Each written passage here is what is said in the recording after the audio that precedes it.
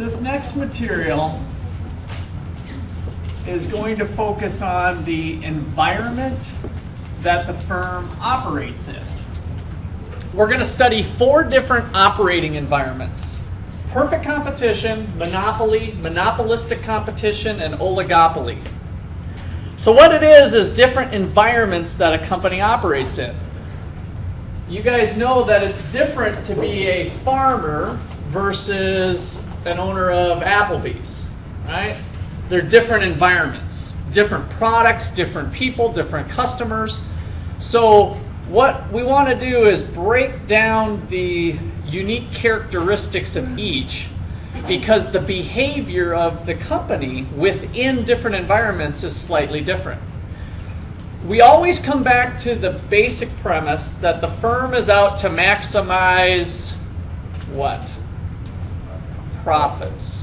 Okay, not revenues, not costs, but the firm's objective is to maximize this expression, the difference between money in the cash register, total revenue, and total cost, otherwise profits. We've learned how this takes on different forms, kind of goes up and down depending on elasticities.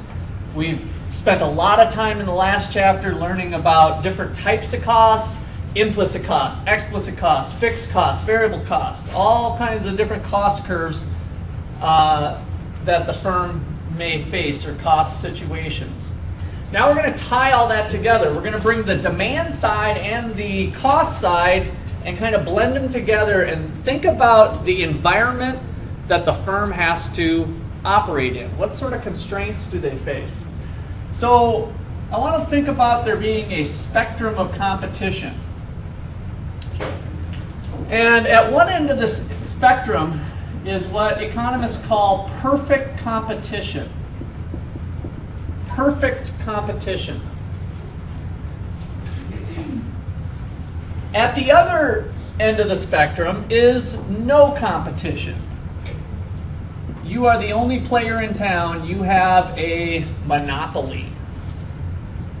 Now, you guys, most of you have probably played the board game Monopoly. What was your objective in the game? How do you win the game? You own everything, right? You keep buying up and you negotiate and you have multiple players.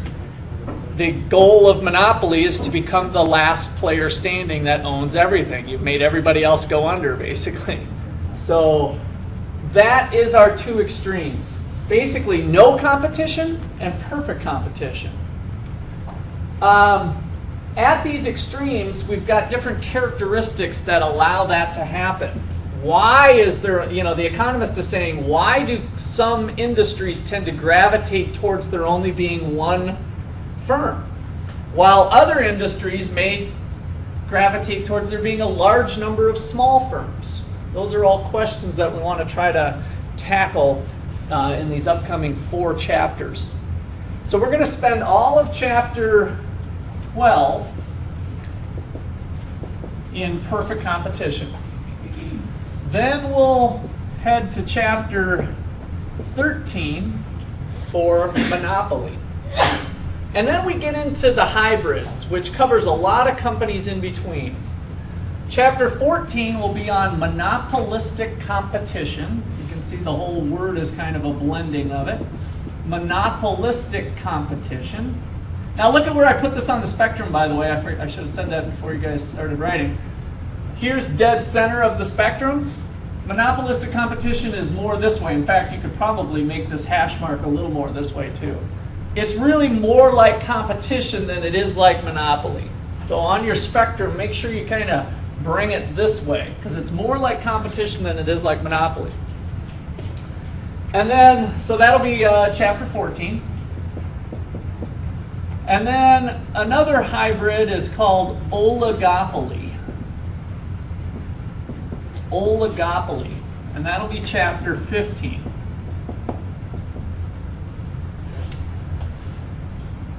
All right, so one of the characteristics of these firms is the number of firms within the industry.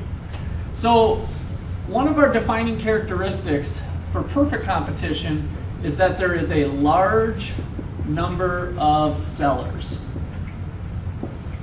I'm going to erase this so that I can. A large number of sellers. How large? Well, real large. So if I was to take this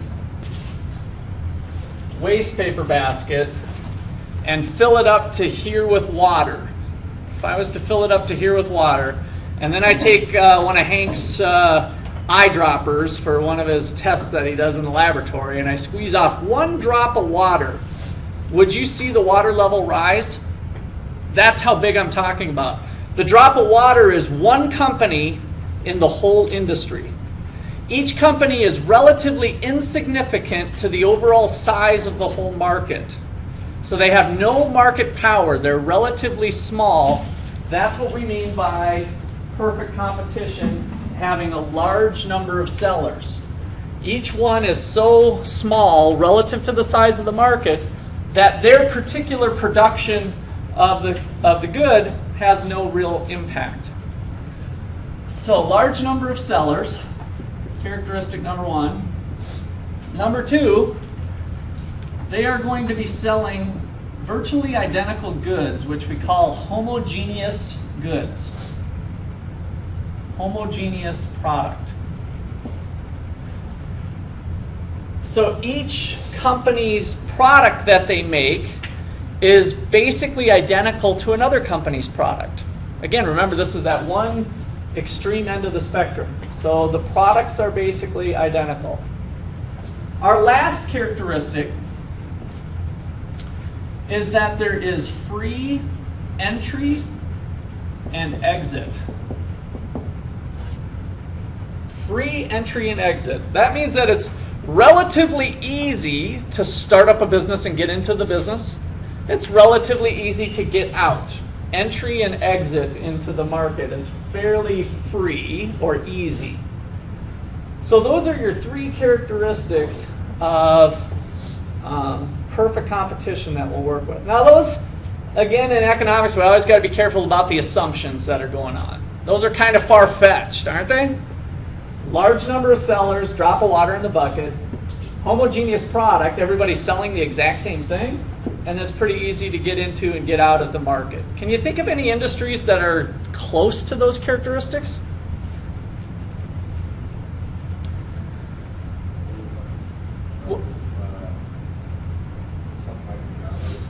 McDonald's?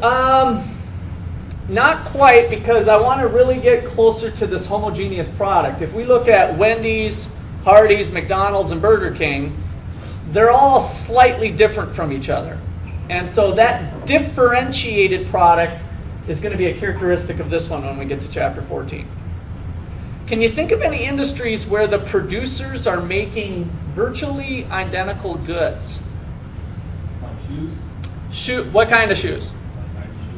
All right, well, if we think about all of shoemakers, Nike and if we got dress shoes, they're able to distinguish the shoe, right? So the actual shoe can be differentiated similar to our hamburger, the wrapper, the burger, the fixings, or whatever. It can be slightly different from each other. So shoes would probably fall into this category too.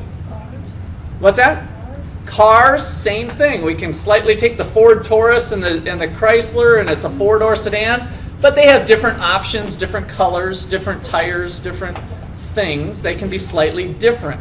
So I'm trying to push you guys. There are some that exist, I'll tell you that. I'm not just throwing an empty...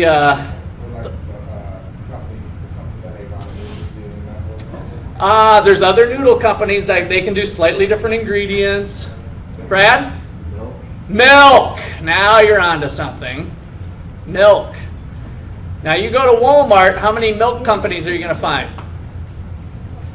How many do you see in that cabinet at Walmart? Let's list them off. What do you see? Maybe you guys don't track milk making because you eat at the Union all the time. But Roberts, good. A&E, and then of course if you go to Walmart, you're going to get their generic brand, Great Value. All right, now if I pour all of those in a glass, would anybody be up for telling me the difference between all three? You'd be pretty hard pressed to do it. I'd be impressed if you could. It's possible that they could, but milk is homogenized. It's almost telling you that it's one of these products, right? Homogenized milk. It's all basically the same. All right, so agricultural products are awesome for this type of characteristic. Don't stop with milk.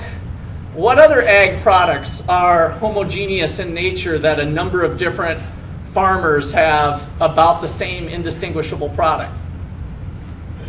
Eggs, corn, soybeans, wheat, blah, blah, blah, blah, blah, blah, pork bellies, pigs, cows, you name it, right? Across the board, farmers are producing basically a homogeneous product. Is any one particular farmer, is their production of milk a deal maker in the milk industry in the United States? Do they fit this category? They're relatively small, right? If all of a sudden one milk producer quit producing milk, would anybody care? Would anybody know? No, because they're a drop of water in the bucket, right? Their production of milk is so small relative to the entire milk industry that it's not going to have any impact if they were to change their production. Easy to get in and out of ag? Yeah, pretty easy. You can dig up your yard at home and start planting some corn. Obviously, it'll be a real small drop of water at that point. But you can rent equipment. You know, you get into a large-scale farming operation, there might be a lot of equipment and stuff, but you might be able to rent it. So relatively easy to get in and out of the market. Okay, so agricultural markets fall into this category of perfect competition. So it's not completely far-fetched, these three characteristics that we've set the stage with. All right, well, now let's draw a graph to depict that. So what I'm going to put up is our basic model of perfect competition. And we're going to have two graphs side by side. Draw them nice and big for yourself. Pretty much go two graphs side by side. The reason they're side by side is that there's going to be some connectivity of the vertical axis where we're measuring dollars, just like we did before, price or dollars, and we're measuring dollars here. The graph to the left is the market. And in the graph to the left is the good old supply and demand curve that we've come so used to using here. So go ahead and draw any old supply and demand. Home base. If we're talking about the quantity of corn, maybe we've got the corn market, and corn is clearing at $5 a bushel is the initial equilibrium price.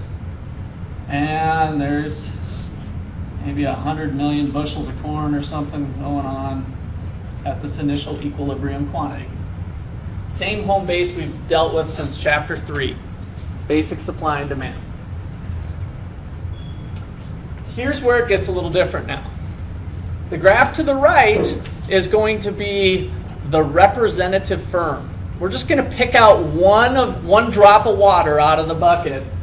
One drop of water is going to be here. We're going to call that firm the representative firm. Kind of the average firm, if you will. Representative firm. So, for our farming example, maybe this is Farmer Dick.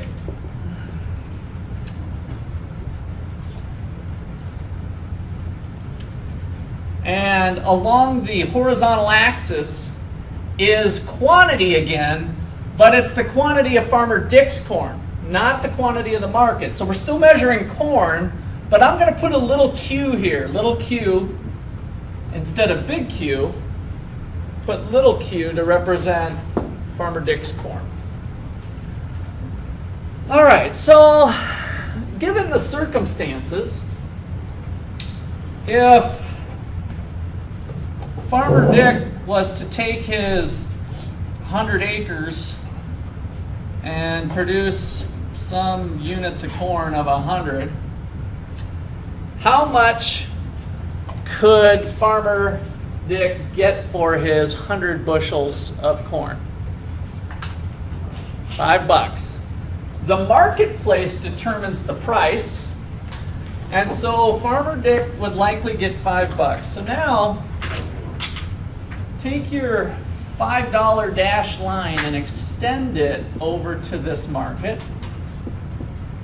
And I want you to make 1 point. At a quantity of 100, Farmer Dick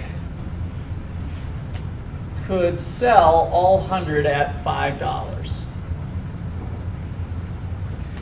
Now, what if Farmer Dick got ambitious and doubled his production? What could he get for his corn now? Per unit. He doubles his production from 100 to 200 bushels. How much could he get for his corn now? Cole? $5. Why? Because he's still just a drop of water in the bucket. We're talking 200 bushels of corn versus 100 million bushels over here in the market. He's still relatively small. He gets $5. Even if he triples production out to 300, the best he can get is $5. At 150 bushels, $5. 250, $5. $5, $5, $5, $5, $5, $5, $5, $5. $5 starts to show the demand for Farmer Joe's corn. Effectively, that is the demand for Farmer Joe's corn. It says that no matter how much Farmer Joe makes, he's able to sell it at the market price of $5. Now, this demand curve is perfectly something in relationship to elasticities. Is it perfectly elastic or perfectly inelastic? Elastic. So this is perfectly elastic. So is the elasticity infinity or 0? Anybody remember that?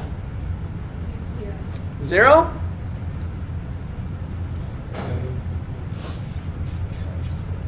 Let's see. Downward sloping demand, unitary elastic, elasticity is equal to 1. What was it up at this end of the spectrum? As you started to move along the linear demand curve that was downward sloping, the numbers got bigger or smaller in absolute value? Bigger. Towards infinity, 0 down here. Elastic range or inelastic range?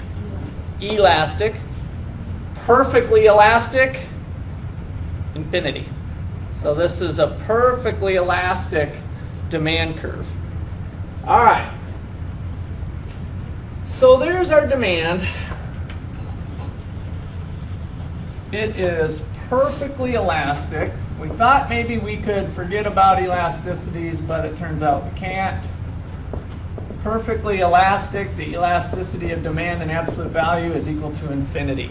It's infinitely elastic. All right. So we talked a little bit about marginal stuff. And I don't think we've talked at all, if I remember right, about marginal revenue. We talked about total revenue. Total revenue is equal to price times quantity. And we had that total revenue function, and so we've talked about that a few times. We've talked about marginal cost. And remember, we have to have that memorized for Friday. What was the formula for that one again? Marginal cost.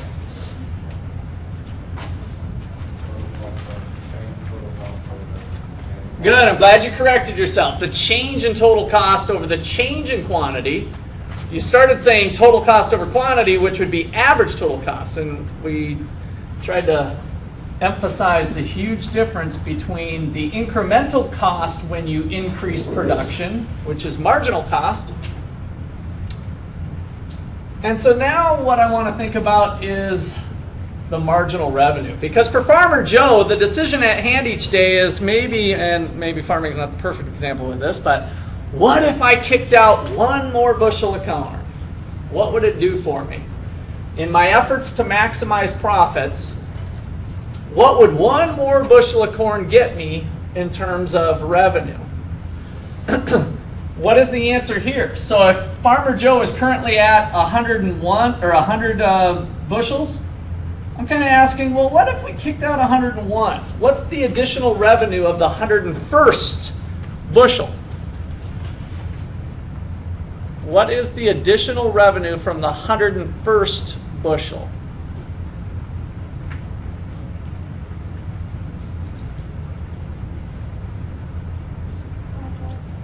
How much? $5. All right, how'd you get that? What's the change in quantity? 1. We had 100, now I want, well, what if I make the 101st? That extra unit, the change in quantity was 1. What am I selling that 1 unit for? $5. So therefore, the marginal revenue is $5. So for marginal revenue, we want to look at the change in total revenue over the change in quantity. There's our formula for marginal revenue now. Notice I put this one up here because it's basically the same thing, same concept. The additional revenue from an additional unit of production. In this case, if we're going up by 1 unit, we're always dividing by 1, and so it's whatever revenues go up by, which in this case will be the price. So let's graph out the marginal revenue curve. I did 1 for you. The revenue generated by the 101st unit was $5, this red dot. What's the revenue generated by the 233rd bushel? The 233rd bushel of corn. What's the revenue generated by it? Daryl? $5. 177th. Deidre? $5. 57th. Shane? $5, $5, $5, $5. Look at what's happening. The marginal revenue function is these red dots, which lie right on top of the demand curve. So the demand curve is the marginal revenue curve. Very important concept with perfect competition is that the demand curve is equal to the marginal revenue curve.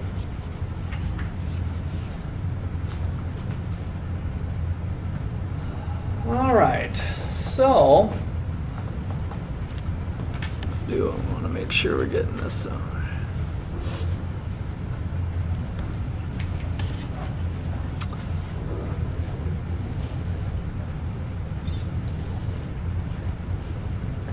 Our goal is to maximize profits.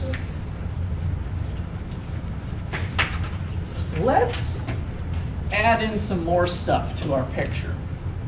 I want you to make a marginal cost curve, which we learned last time before break. Hopefully you haven't totally forgot it, although I'm not going to fault you if you're not, as long as you know it by Friday. Is a J-shaped curve. I want you to have it bottom out at 100, just so that we all kind of are working from the same graph. I want you to have it come up and cut through 200. Remember that thing? It looked something like that.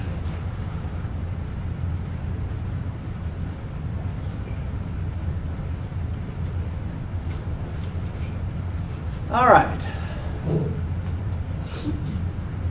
So given this information, how does a firm maximize profit? How does a firm maximize profit? I like to call this the holy grail of business. This is the biggie, right? We've had all that stuff of on our island, and we got the businesses over here and the households over here, but people at the businesses are really within the households, but through specialization, they're doing their thing over here trying to maximize profits. How does a firm maximize profits? We're going to learn that.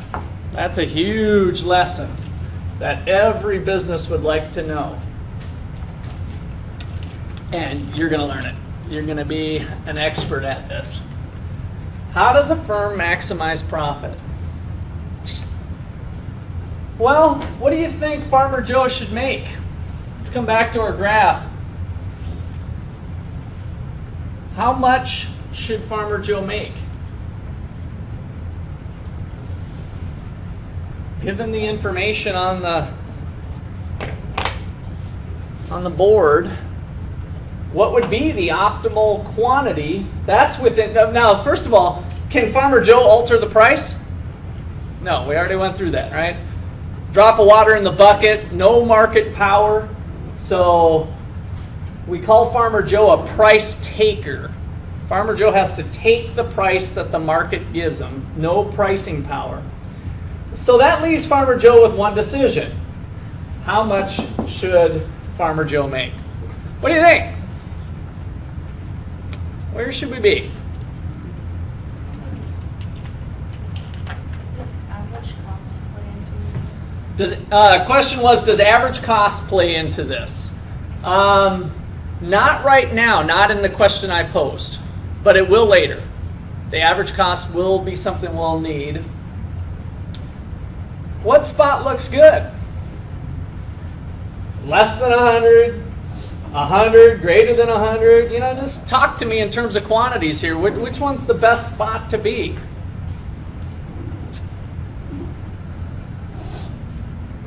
Let's see. Give me a number between 1 and 10. 7. Number between 1 and 3. 2. 1, 2, 1, 2, 3, 4, 5, 6, 7. Cameron? What do you think? Where would you want to be? What quantity would maximize profit? Which one do you think would be the best for Farmer Joe?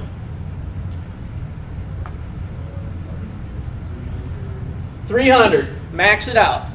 Okay? 1, 2, 3, 4, 5, 6, 7. What do you think? Nope, not Daryl. Austin. Austin, right? Yes. 200. 1, 2, 3, 4, 5, 6, 7. Kate, where do you think? I was thinking 100. 100. All right. Well, I think I'll stop there. We got a nice selection to deal with. All right. 100, 200, or 300. Okay. So let's start with Cameron at 300.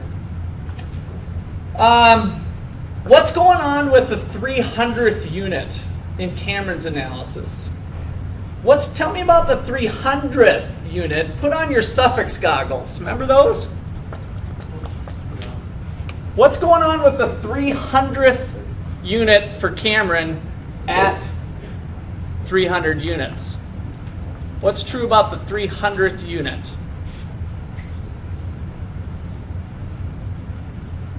Who wants to give me that one? It's more expensive than the 299. Good, Gene. It's more expensive than the 299th, so it's going up. What else could you add for that? That's a true statement. So the costs are going up, so the 299th costs less than the 300th. I'd buy that. I'm looking for something a little more than that. That's true, though. What else?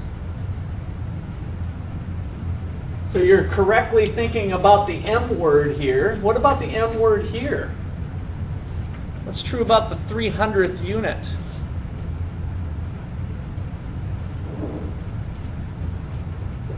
Think about this one relative to this one. You took it and said, compared the cost of the 300th versus the cost of the 299th, bring this into play. What's true about the 300th? The cost is greater than the revenue. So back on 299, you're thinking, should I do the 300th? Was that a wise move to do the 300th? No, because the revenue generated by the 300th unit was less than the cost of the 300th unit. So don't do it. So then what about backing off production to 250? How did you do with the 250th decision? What was true about the cost of the revenue of the 250th unit? Same deal. Now, as Gene pointed out, the 250th unit costs less than the 300th unit, but it's still both greater than the revenue generated by it. It was only $5. So the cost of the 250th unit, if you allow me to just make up a number here like I so often do, 1, 2, 3, 4, 5, was $6. The 250th unit costs $6, and it only brought in $5 to my company. Is that a smart move? No. All right, let's go back to Kate here. Kate, talk to me about the 100th unit. 100? It looks like it costs them less to produce it, and they're getting $5. Good. They got $5, and the cost was something less. Let's just call it $2. Okay. So that is where I'm guessing you picked this because it's where the distance is the widest, and you're all about maximizing that space. Now, can you do better than the 100th if your goal is to maximize profits? You sit back, you think, here I am producing 100. What if I produce the 101st unit? Should I make the 101st unit? What's happening to cost, Gene? It's going up. Gene's got this nailed down. As we produce more units, the law of increasing cost tells me that each additional unit potentially costs more. So the 101st unit costs more than the 100th unit. Notice that the gap is narrowing. Does that mean we shouldn't do it? No. The revenue generated, so let me do some numbers here. The 101st cost more, so we went up to $2.10. Okay, just making up a number again. So the 101st unit costs $2.10, but how much money is it bringing into my company? $5. $5, $5, $5, $5. The revenue generated by any unit brings in $5 to my company. So I'm still making $2.90 on the 101st unit. Should I make the 101st unit? Yes, because it's adding to my pile of profits. The incremental unit is adding profit, has profit associated with it. Well, what about the 102nd unit? Same thing. Costs go up for the 102nd unit, but I'm still getting $5 for it. So even though the cost went up to $2.20, I'm still bringing in $5 on it. All right, so I continue to produce because even here at the 190th unit, the cost is getting pretty high. The cost is now $4.35, but I'm still making some money on the 190th unit. When do I quit?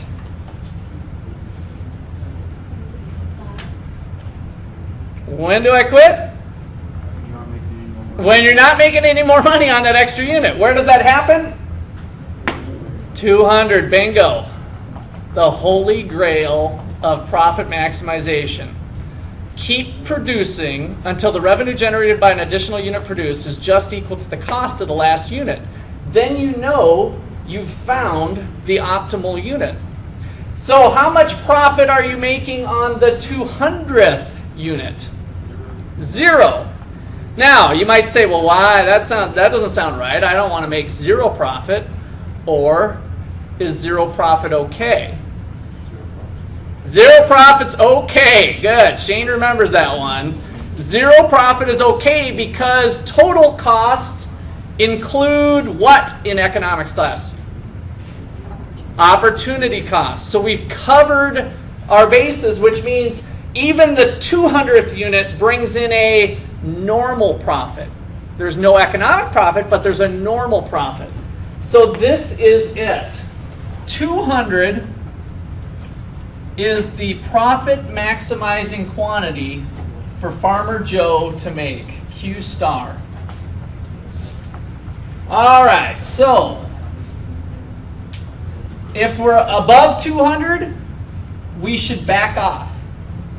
If we're below 200, we should keep increasing until the revenue generated by the last unit produced is equal to the cost of the last unit. That gives us a quantity of 200. So here it is, the holy grail of profit maximization and efficient decision making. How does a firm maximize profits? By producing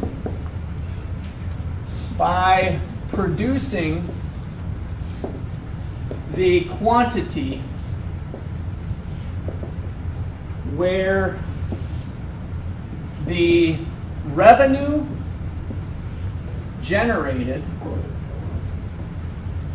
by the last unit produced. By producing the quantity where the revenue generated by the last unit produced is just equal to the cost of that last unit.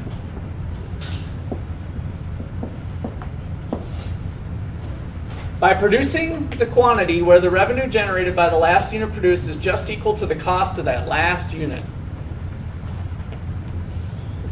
In a quick little shorthand notation, all of that is what I want you to know for the test. But if we were to use shorthand notation, it's simply produce Q star where MR equals MC.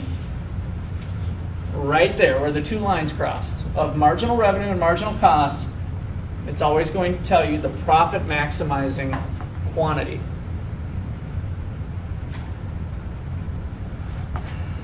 Okay. Well, Chelsea wanted to bring in average cost.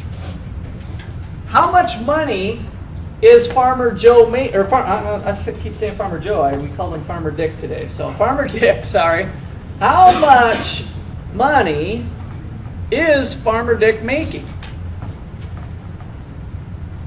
How much money is Farmer Dick making? Would anybody like to speculate what the total profits are? Not the marginal profit. The marginal profit is different for each unit, is what we essentially just did. The 200th unit, the marginal profit is 0. What's the total profit equal to?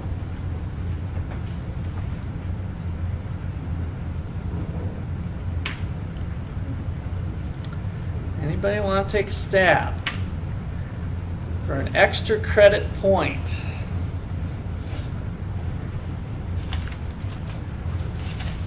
The extra credit point is good even if you are bad. Even if you're wrong. Who wants to take a stab? 995. All right, Kellen, how'd you get that? Pull the number out of the air, or? I just did 199 times 5. 199 times 5. Oh, yeah, no, that's not good. Now, I'm glad you said that, though, because you are bringing up part of the profit equation. If profits are equal to total revenue minus total cost, if I understood what you just said, you just identified total revenue. 199, or let's call it 200, times $5 is this rectangle graphically, which is where we're going to go here in a little bit. That is total revenue, but that's only half the equation. What area would represent total profit? But you got that fired off quick enough, so I guess you get your extra credit point. All right. Kate, did you want to take a stab? No? Okay, pass. All right, well, it turns out we can't calculate it. There's one thing that would get you kind of close, but it's actually not all the way there. If you took the area for the 100th unit, remember was this vertical distance, we were making $3 on that unit. We made $2.90 on the 101st unit. We made $2.80 on the 102nd unit. Look at what I'm starting to do is I'm starting to add up this area above the marginal cost curve, below the demand curve. that would get you kind of headed the right direction, but it's not going to be right because we got a problem with fixed costs. So what piece of data is needed to calculate the total profits? Chelsea. You didn't think I was going to drop that on you. I'm not really picking on you, but you had such an astute question earlier. I'll just give you a hint. Say the same thing. Average cost. Average cost. We need average total cost is the data that's missing here for you to be able to calculate the total profit. So let's just draw one on. I'm going to see if this orange marker works here. So let's see. Let's it doesn't have to be here, so you guys, if you don't have the $6, but since I got that $6 here, I'm going to draw an average total cost curve that comes down.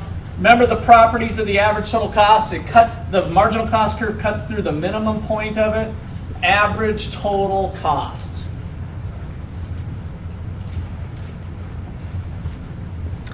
Now we've got enough information to work with to calculate the total profits. Let me bring you back to this equation. Let me just write it right here.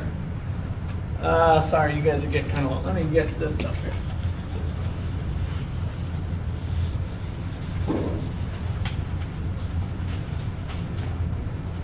So, profits equal total revenue minus total cost. Total revenue is price times quantity. We've done that a few times. Total cost, I've got one little clever thing to do. A little, I don't want to call it a trick because it's not really a trick. It's just called math. If I flip around the equation, if we look at the average cost per unit, then I can get total cost by taking the average total cost times the quantity I make.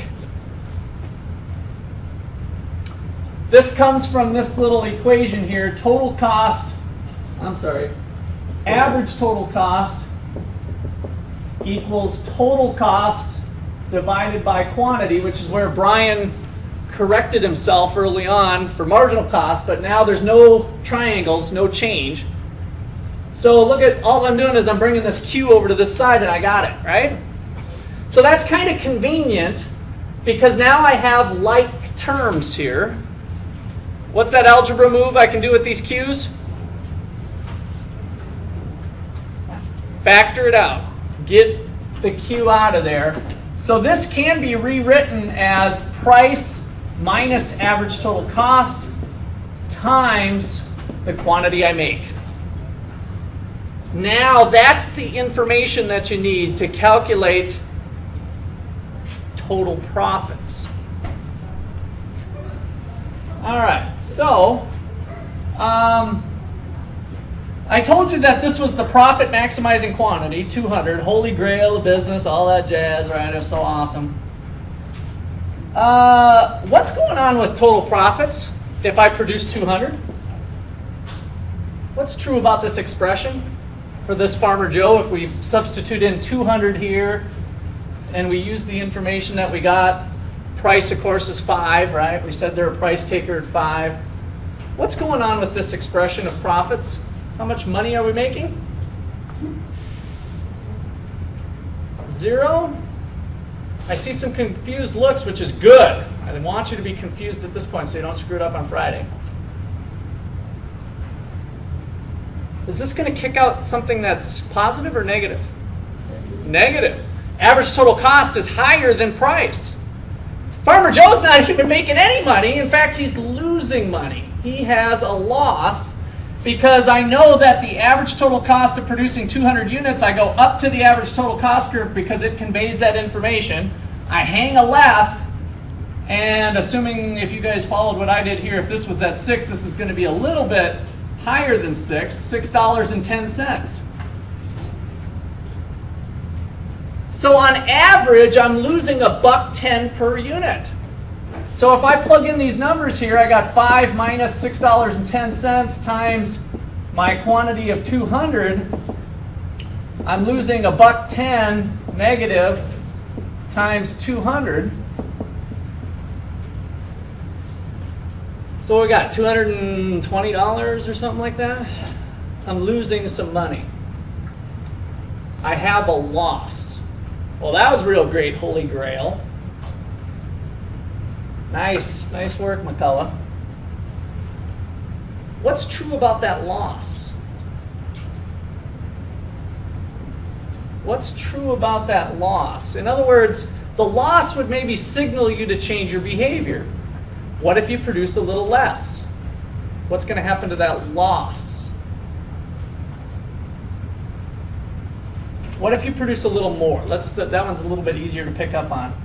If I produce the 201st unit, what's going to happen to the money I'm losing? It's increasing. I'm losing more money. And if I'm to the left of this number, I'm still losing money. But if I move to the right, I lose less money. So the same logic that we work through to maximize profits of why 200 was the best number is the same answer to loss minimization. If you're losing money, you'll lose the least amount of money possible by producing the quantity where the revenue generated by the last unit produced is just equal to the cost of the last unit. 200. You're doing the best that you can by producing 200. It is truly the holy grail of decision making for the business. Produce this quantity of 200. If you're not making money, you'll be losing the least amount of money possible. If you're making money, you're making the most money possible. How much you're actually making is dependent upon some other things, but we know you're doing the best possible. All right, we'll wrap it up there.